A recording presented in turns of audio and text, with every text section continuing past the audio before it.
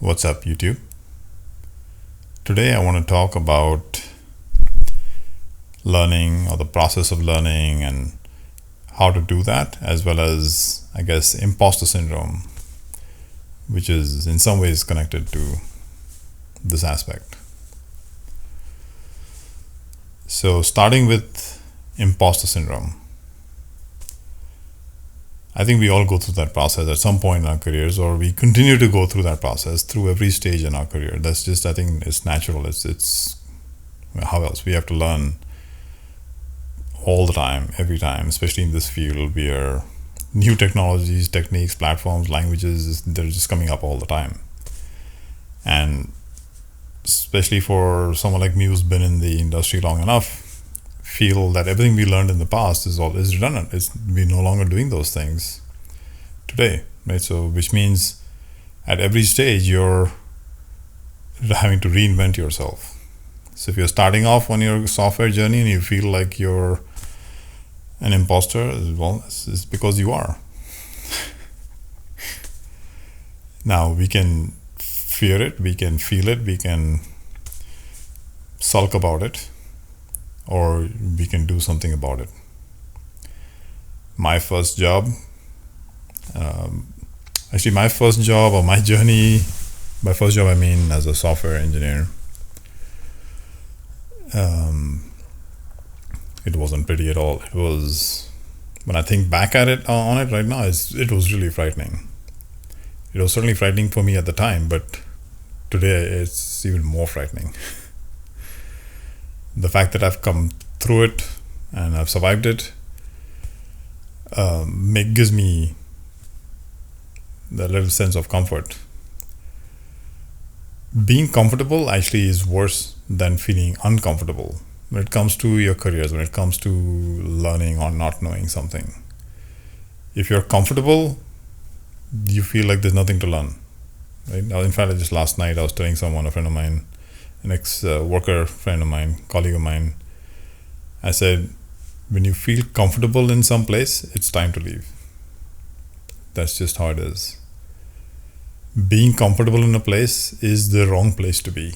If you don't have someone to look up to at work, if you don't have someone who can teach you, who you can learn from, whether they want to teach you or not is irrelevant. But if there's no one in that place that you can learn from, you need to get out and find some place that you can learn from, someone who you can learn from. It's not easy. I mean, I'm not saying just quit your job and then go looking for the job. I'm saying you have to be constantly on the hunt for a job or a place or a experience that you can continue to learn from. And if you can't find something or someone that you can continue to learn from, it's time for you to spend a whole lot of time learning on your own.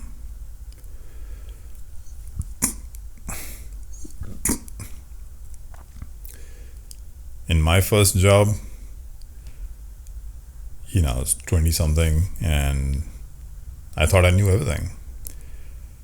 My problem was my world was so small. So I knew everything in my world. I just didn't realize there was a big old world out there.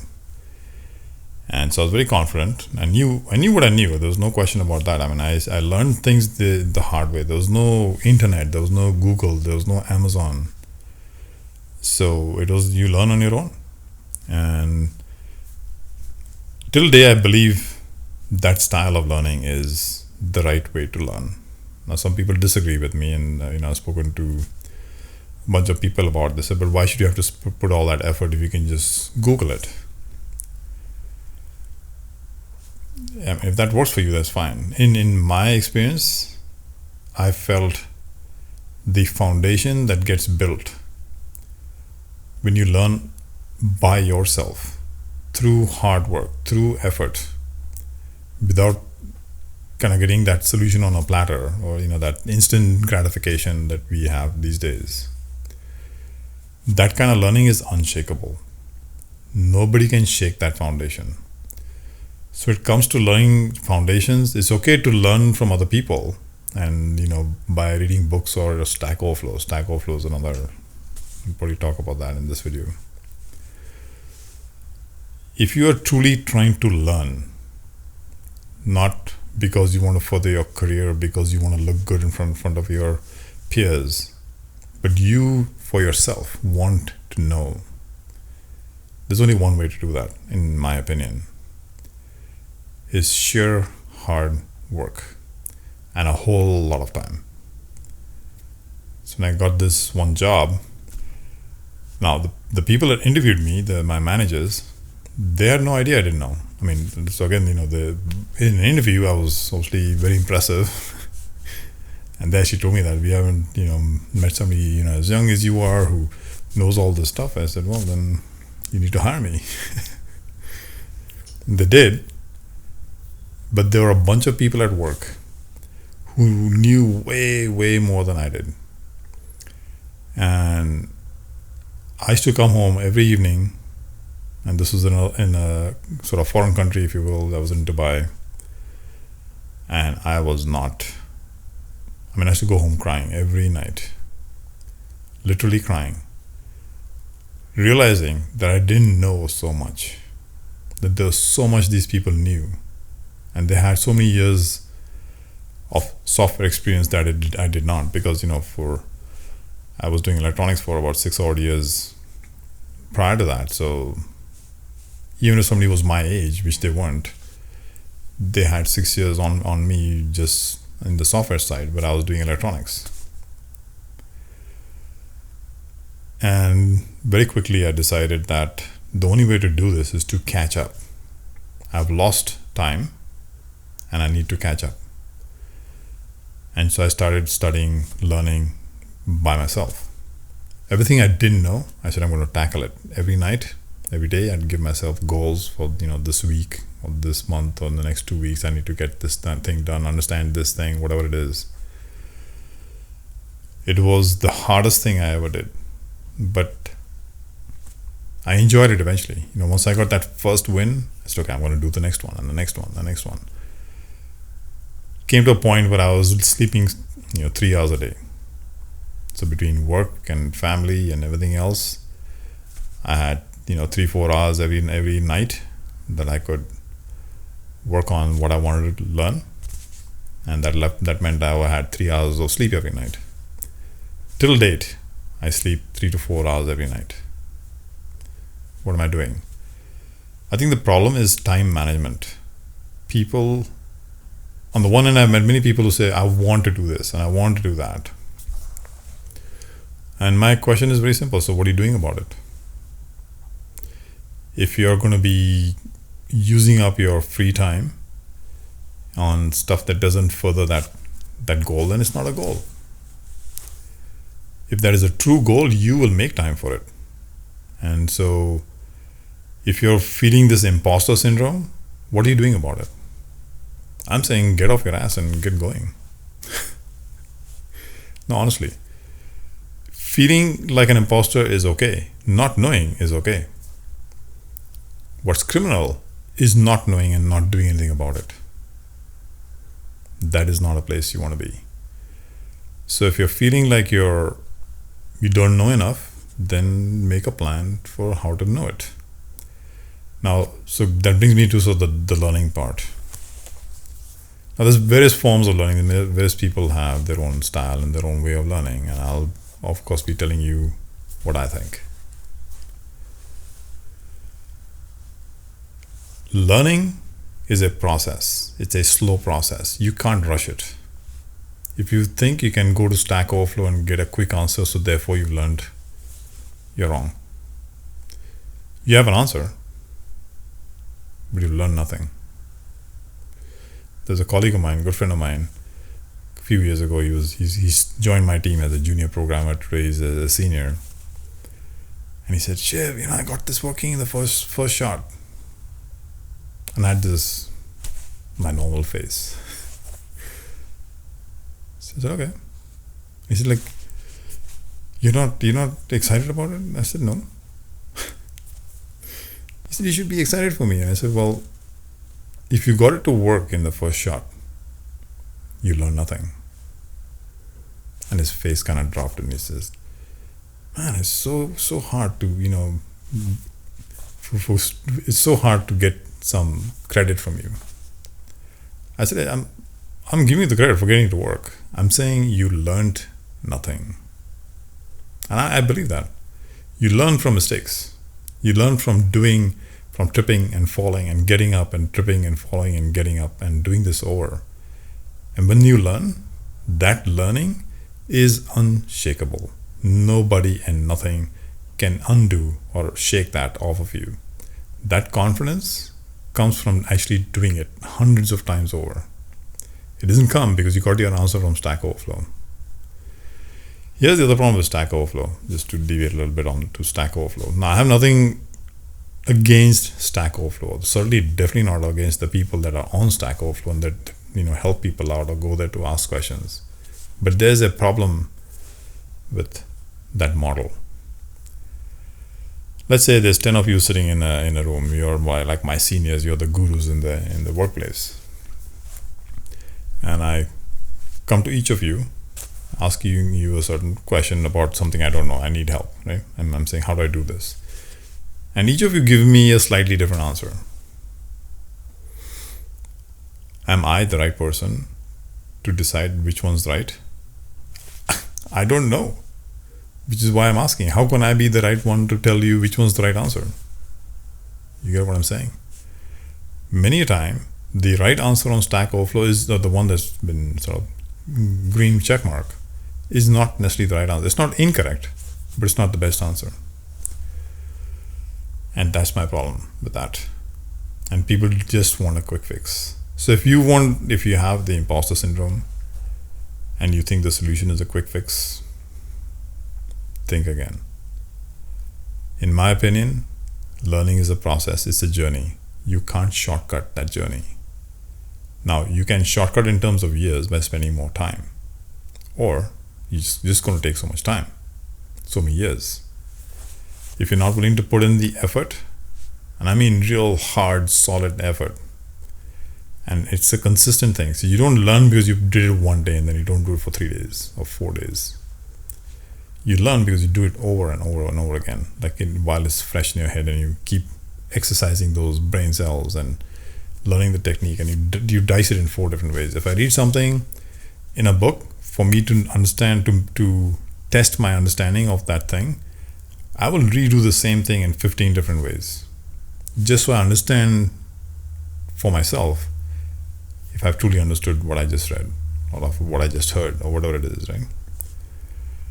So learning is a process, and it is truly a process in the sense that there is knowledge, which is stuff you can learn. You watch my videos and you gain knowledge.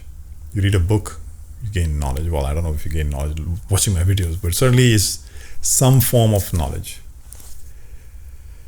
Books, what they teach you in school, internet, whatever it is, it's knowledge. Now, what to do with that knowledge, how to synthesize that knowledge, how to make something out of that knowledge, how to make something more than what the information you just got. That comes through experience. And experience is what it is. Experience it involves time. You can't say I have experience because I did it yesterday. I've done it for 10 days. That's not experience. You got a certain amount of experience. But you can't be considered the person who has a whole lot of experience in that field or that thing, that technology, that language, whatever. So experience then, if it's time, can't be a shortcut. You can, as I say, shortcut it by doing it, within that 24-hour cycle. If you spend 8 hours at work, and then that's all you spend, and let's say, you need so many hours to get a decent amount of experience, then it's going to take you so many years to get there. Or you can spend another 8 hours of your own time, and now you half the time. To gain the same amount of experience, you half the time. Right? So in that sense, you can fast forward it or fast track it, but you can't. There's no shortcut. At least the way I see it. I mean, I learned this way, so I can only speak for myself. Experience is something that it cannot be trumped. With experience, you can run circles around people with regards to your knowledge. It's something you have experienced. You know what I mean? Nobody can refute what you have experienced.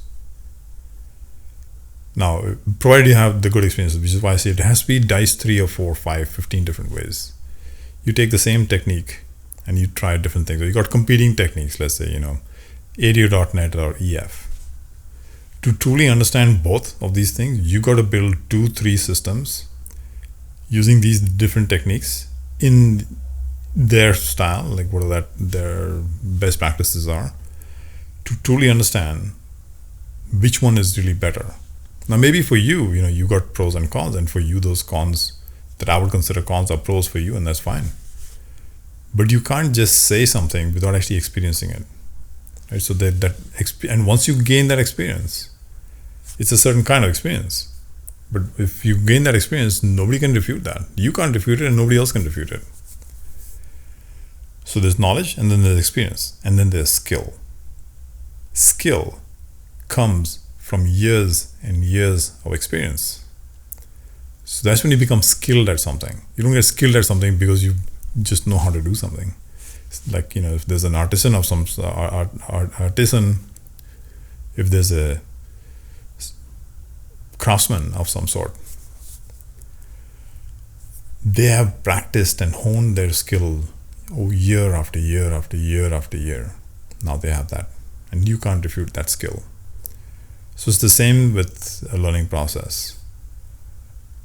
If anyone thinks that they can learn by reading a book, you can certainly learn, you gain knowledge. To synthesize that knowledge requires you to have put yourself through an experience, utilizing that knowledge and synthesizing it in 15 different ways. There are a lot of people I've met in my lifetime who learn something one day and they're ready to start teaching it the next day. Zero experience. They have the knack or the ability to turn it in a way that they can teach it. And I'm saying, and there's nothing wrong with that. You're watching my videos, of course, I'm sure, since you're here, and you want to teach what you learned to your colleagues the next day, fine. I think you should do that. There's a value to doing that. There's a value to being able to translate what you heard me say in your words so you can explain it to somebody else. That gives you the practice that you're going to need to articulate your ideas in a slightly different way, as long as you're not misinterpreting or misspeaking, if you will, the wrong things. But yes, I think that's a very valid thing to do. But hopefully you're talking to your colleagues, your friends in a way that you say, hey, I just learned this thing. Let me tell you what I learned, and this is what I learned. If you make it like you've known this a long time and you've done this, for the last 10 years, that is incorrect. And there's a lot of people who will do that. There are a lot of people who will do that. They will make it appear like they know about this stuff, because they read up on it, they spent a week reading up on it, building up a presentation, and then they're all set to go talk about it. People who have experience can see through that very easily, because experience is one of those things that teaches you so many things, so many things. It can't be trumped. It just can't. And I could go on and on about experience, but experience also is not enough. Eventually, even that experience over years and years of experience is when you get skilled at that one thing. The problem with technology is, as soon as you gain enough experience and potentially a skill on this one thing, it's redundant. It's gone, it's useless. The experience, the learning you got from it is not gone, is not useless. But that skill is no longer required. That's just how our industry is. So be prepared for that as well. That means, as you go further along in your career, there are things that are going to be dropping off, if you will. Things that you know really well, that you loved, dropping off the radar. And new things are going to be coming on the radar, which means you're constantly going to feel like an imposter. Which means the only way to get around that is to constantly learn. Which is why till date, I'm still sleeping 3.5, 4 hours a day. Because I feel I go on a vacation and come back and the world just gone by me and I've just forgotten, or I'm useless. But that fire under my butt keeps me going. So I'm saying use that imposter syndrome to your advantage. Don't sulk and say, oh my gosh, what am I going to do? How do I get over it? It's okay to feel that way. Recognize that's what it is and then do something about it. Get off your asses and get to working on fixing it. But not just by reading and watching videos, by actually doing. Not doing it once and doing it 2 times, doing it 10 times. Do it over and over again. Look at code you've written in the past. How would you improve that now that you've learned some new things? How are you going to improve that? If you're working on a system that you think is scrappy because somebody else designed it, all the systems that somebody else designs is always scrappy. How would you do it? Actually do it. Rewrite it in the way you think, or a portion of it in the way you think it should be written. Don't complain. Don't crib. Don't put your hands up and they say, oh, this is the bad system. Yes, okay. Prove it to yourself. You do it. You show yourself how you would do it. And then you yourself criticize that design and say, is that any better? If it is not, do it again another way. Either ways, the fact is because you did something, you're gaining that experience. You're synthesizing what you know and understand into an actual thing. I don't believe you can learn a thing unless you actually do. You have an idea, it's like saying I'm learning how to drive, a race car.